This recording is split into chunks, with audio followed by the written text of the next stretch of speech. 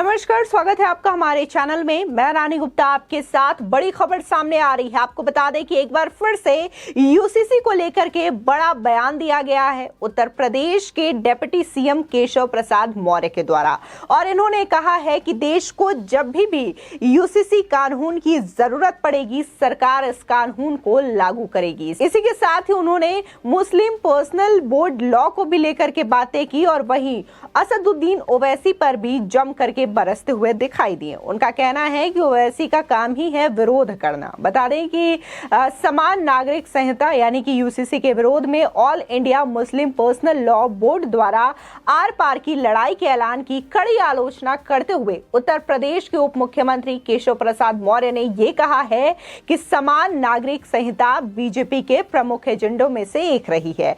देश की जनता ने बीजेपी को जनादेश दिया है और इसके लिए देश की संसद को all India Muslim personal law board से मंजूरी लेने की कोई आवश्यकता नहीं है।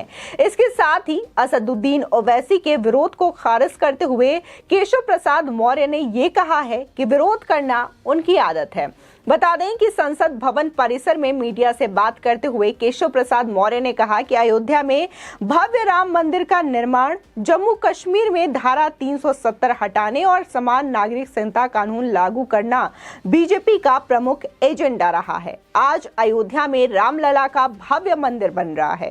धारा 370 कश्मीर से हटा दी गई है और बाकी जो काम यानी कि यूसीसी का जो काम है वो बचा हुआ है और वो भी समय आने पर पूरा हो जाएगा। बता दें कि लखनऊ में रामचरितमानस की प्रतियां जलाने पर की जा रही कार्रवाई पर बोलते हुए केशव प्रसाद मौर्य ने कहा कि कानून अपना काम कर रहा है और दोषियों को छोड़ा नहीं जाएगा। वहीं संघ प्रमुख मोहन भागवत के भाषण पर मचे बवाल पर टिप्पणी करने से उन्होंने इनकार करते हुए कहा कि वे राष्ट्रीय स्वयं सेवक संघ के स्वयं सेवक है और सर संघ संचालक जो कहते हैं स्वयं सेवक के रूप में उसे वे लोग मार्गदर्शन मानते हैं और इसलिए उनके बयान पर कोई टिप्पणी करना उनके लिए उचित नहीं है। इससे पहले केशव प्रसाद मौर्य ने अपने बयान में जातिगत जनगणना की मांग का समर्थन किया है। बता दें कि डिप्टी सीएम ने यह कहा कि जातिगत जनगणना होनी चाहिए। मैं जातिगत जनगणना का समर्थन करता हूं, इसमें कुछ भी गलत नहीं है। बता दें दरअसल all India Muslim personal law board ने मुसलमानों से पूरी तरीके से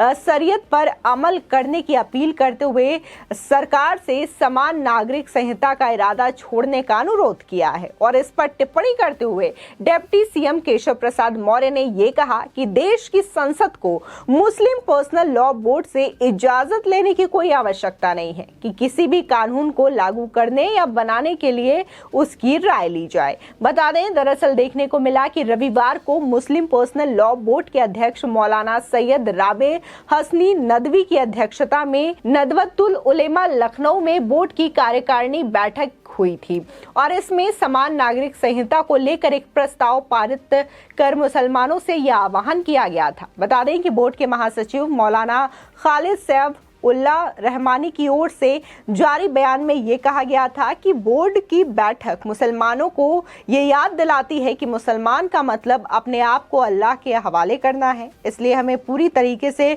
शरीयत पर अमल करना है। बोर्ड ने अपने प्रस्ताव में यह भी कहा था कि देश के संविधान में बुनियादी अधिकारों में हर व्यक्ति को अपने धर्म पर अमल करने की आजादी दी गई है। इसमें पर्सनल लॉ भी शामिल है, इसलिए हुकूमत से अपील है कि वो आम नागरिकों की मजहबी आजादी पर एहतराम ना करे क्योंकि समान नागरिक संहिता लागू करना अलोकतांत्रिक होगा। उन्होंने सरकार से इस इरादे को छोड़ने की अपील भी की है। बता दें वहीं धर्मांतरण को लेकर बनाए गए विभिन्न राज्यों के कानूनों पर क्षोभ प्रकट करते हुए बोर्ड ने यह भी प्रस्ताव पारित किया है कि धर्म का संबंध उनके यकीन से है, इसलिए किसी भी धर्म को अपनाने का अधिकार एक बुनियादी अधिकार है।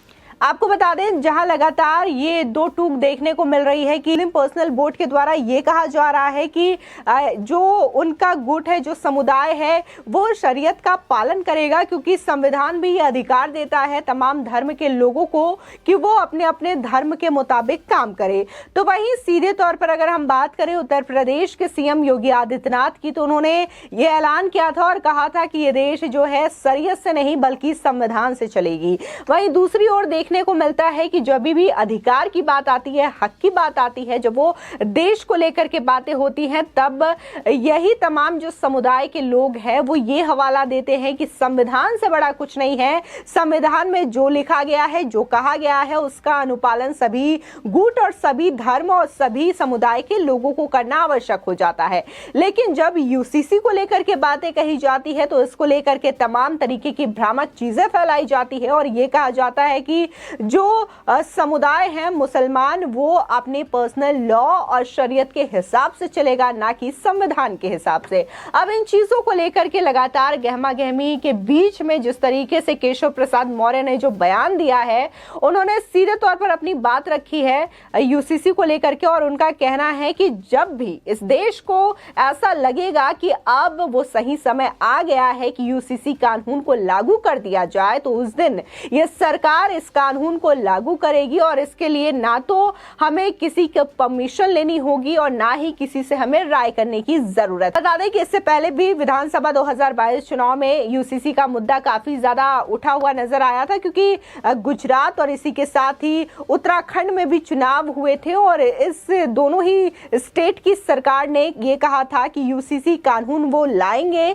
अपने राज्य में। देखने को मिला था कि उत्तराखंड की सरकार धामी ने भी ऐलान किया था और एक कमेटी भी बनाई गई थी। इसी के साथ ही गुजरात सरकार ने भी यूसीसी कानून को लेकर के कमेटी का गठन किया था और इसी के साथ ही इसको लेकर के प्राइवेट बिल जो है वो भी पार्लियामेंट में पेश किया गया था। तो ये तमाम चीजें हैं जो कि दिखाती है कि लगातार जो सरकार है वो अपने एजेंडों पर काम करती हुई नजर आ रही है, चाहे फिर वो राम मंदिर का मुद्दा हो, धारा 370 का मुद्दा हो या फिर देश में यूसीसी कानून को लागू करने का मुद्दा हो। तो कहीं ना कहीं बीजेपी गवर्नमेंट जो है वो अपने एजेंडों को पूरा करती हुई नजर आ रही है। जिस तरीके से वादे किए गए थे राम मंदिर को लेकर के, तो आज जो विपक्ष बार बार ये सवाल करता था कि राम मंदिर बनाएंगे बनाएंगे कहते हैं, लेकिन तारीख कभी बताने की जहमत नहीं उठाते, तारीख कभी नहीं बताते। तो देखने को मिला था कि अमित शाह ने इस बात का ऐलान कर दिया है कि जनवरी 2024 में राम मंदिर बना हुआ मिलेगा और वहां पर श्रद्धालु जाकर के दर्शन कर सकते हैं।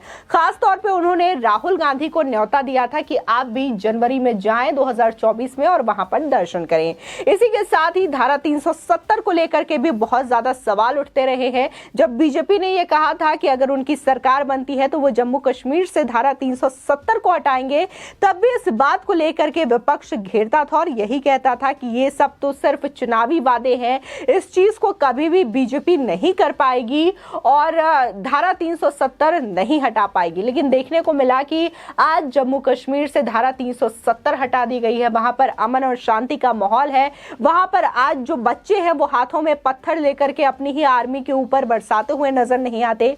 इसी के साथ ही देखने को दिलचस्प तस्वीर ये भी मिली थी कि जो कांग्रेस पार्टी आजादी के बाद कभी वहां पर तिरंगा नहीं फहरा सकी कश्मीर और लाल चौक में, वो कांग्रेस पार्टी राहुल गांधी वहां पर बेखौफ होकर तिरंगा फहराते हुए नजर आए थे। अब जो एजेंडा है बीजेपी का वो कहीं ना कहीं यूसीसी को लेकर के है। तो जिस तरीके से बयान दिए जा रहे हैं तो ये सवाल उठता है कि क्या और कब इस देश में यूसीसी कानून लागू होगा। क्या वो समय, वो घड़ी जो है वो पास आ गई है जिस तरीके से तमाम बीजेपी नेताओं के द्वारा बार बार इस बात का ऐलान किया जा रहा है।